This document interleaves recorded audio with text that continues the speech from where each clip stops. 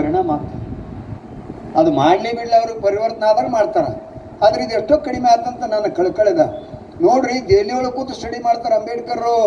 ಸಾಮಾಜಿಕ ಸ್ಥಿತಿ ನಮ್ಮ ಕರ್ನಾಟಕದ ಬಗ್ಗೆ ಅವರೇ ನೋಡಿಲ್ಲ ಬಿಟ್ಟಿಲ್ಲ. ಇಲ್ಲಿ ಜರ್ನಲಿಸಮ್ ಎಷ್ಟು ಸ್ಟ್ರಾಂಗ್ ಇತ್ತು ಅವ್ರದ್ದು. ಕಾಕ ಅಂದ್ರೆ ಗೊತ್ತಿಲ್ಲ, ಮಾರಿಸೈತ್ ನೋಡಿಲ್ಲ, ಅವತ್ತೇ ನೋಡ್ತಾರ. ಇದು ನಾವು ಗಮನಿಸಬೇಕಾದಂಥ ವಿಚಾರ. ಅವ್ರ ಅಧ್ಯಯನಶೀಲತೆ, ಅವ್ರ ವ್ಯಕ್ತಿತ್ವ, ಅವ್ರಿಗಿರುವ ನೆನಪಿನ ಶಕ್ತಿ, ಸಮಾಜದಲ್ಲಿರೋ ಕಾಳಜಿ, ಇವನ್ನೆಲ್ಲ ಗಮನಿಸಬೇಕಾಗ್ತದೆ. ಅವನಿಗೆ ಎದಕ್ಕೆ ಬೇಕಾಗಿತ್ತು? ಕಟ್ಲೆ ಮಾಡಿ ಒಟ್ಟಿಗೆದಿಂದ ಬಾಂಬೆಗೆ ಹೋಗಿದ್ರೆ ನಮ್ಗೆ ಗೊತ್ತೇ ಆಗ್ತಿತ್ತಿಲ್ಲ. ಫೀ ತೊಳ್ತೀರ 5,000 ರೂಪಾಯಿ ಹೋಗ್ತಿದ್ರು ಕಲಾಸ. ಅವ್ರು ಏನು ಕೇಸ್ ಆಗಿ ಹೋಗ್ತಿತ್ತು. ಇದು ಇನ್ಯಾಕೆ ನಾವು ಹೇಳ್ತಿದ್ದೀವಿ? ಇಲ್ಲಿ ಬಂದು ಎಲ್ಲ ಹರಿಜನರು ಕೂಡಿಸಿ 4,000 ಜನರು ಅಡ್ರೆಸ್ ಮಾಡಿ ಹೋಗ್ಯಾರಲ್ಲ, ಅದು ನೆನಪಿಗಾಗಿ ನಾವು ಇದನ್ನು ಹೇಳಬೇಕಾಗಿದೆ. ಕಾಕನಲ್ಲಿ ಹೋಗಿ ಭೇಟಿಯಾಗಿ ಬರ್ತಾರೆ. ಮರುದಿವ್ಸ ಕಟ್ಲೆ ಆಗ್ತದೆ. 11 ಚಾಲು ಮಾಡಿದವ್ರು 2ಕ್ಕೆ ಮುಗೀತದ. 2 ತಾಸು ಆರ್ಗ್ಯುಮೆಂಟ್ ಮಾಡ್ತಾರೆ. ಕಾಕ ಅವ್ರ ಬಗ್ಗೆ ಇರ್ತಂಥ ಒಂದು ಗೌರವ ಅವರಲ್ಲಿ ಇಮ್ಮಡಿ ಆಗ್ತದೆ.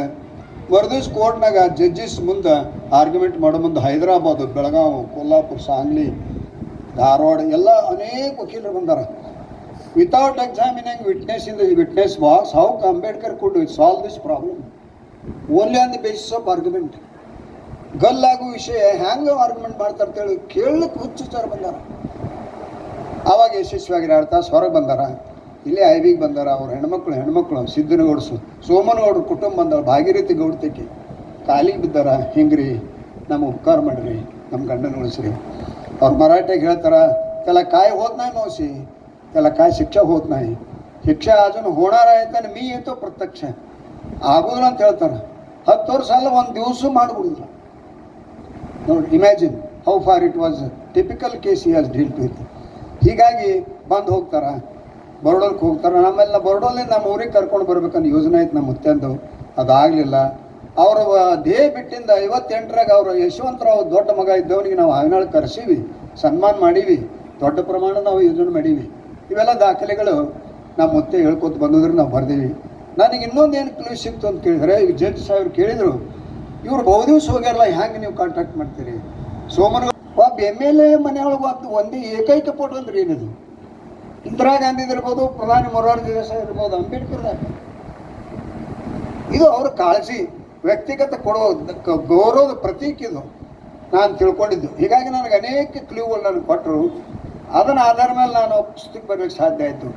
ಪುಸ್ತಕ ಬರೆದಿದ್ದು ನಾನು ಏನಿದೆ, ನಾನು ಕಬ್ಜಾದಾಗಿತ್ತು. ಮಾಹಿತಿ ಹೊರಗೆ ಹೋಗಬಾರ್ದು ಅನ್ನೋ ನಮ್ಮದು ಚೆನ್ನಾಗಿ ಓದಿನ ನಾನು ಸಮಾಧಾನ. ಆದರೆ ಡೆಪ್ಟಿ ಕಮಿಷನರ್ ಒಂದು ದಿವಸ ಮೀಟಿಂಗ್ ಕರೆದಾಗ ನಾನು ಕರೆಸಿದ್ರು. ಅಂಬೇಡ್ಕರ್ ಎಲ್ಲೆಲ್ಲಿ ಹೋಗ್ಯಾರಲ್ಲ ಅಲ್ಲೆಲ್ಲಿ ಒಂದು ಅಂಥ ಲೈಬ್ರರಿ, ಅದು CCT ಇದ್ರದ್ದು library invited to be the chief guest. ಬಂದರು ಕಾಕ ಅವರು, ವಯಸ್ಸಾಗಿತ್ತು ಅವಾಗ. ಬಂದು ಅಲ್ಲಿ ಕೆಳಗೆ ಕೂತ್ರಿ, ಸ್ಟೇಜ್ ಇಲ್ಲಿ ಕೆಳಗೆ ಕೂತ್ರು. ಅವ್ರು ಬರಲಿಲ್ಲ ಕುರ್ಚಿ ಮೇಲೆ, ಮುಗೀತು. ಆಮೇಲೆ ಅವರು ಅಲ್ಲಿ ಚೀಫ್ ಗೆಸ್ಟ್ ಯಾರಿದ್ರು ಅಂತ ಹೇಳ್ತೀನಿ.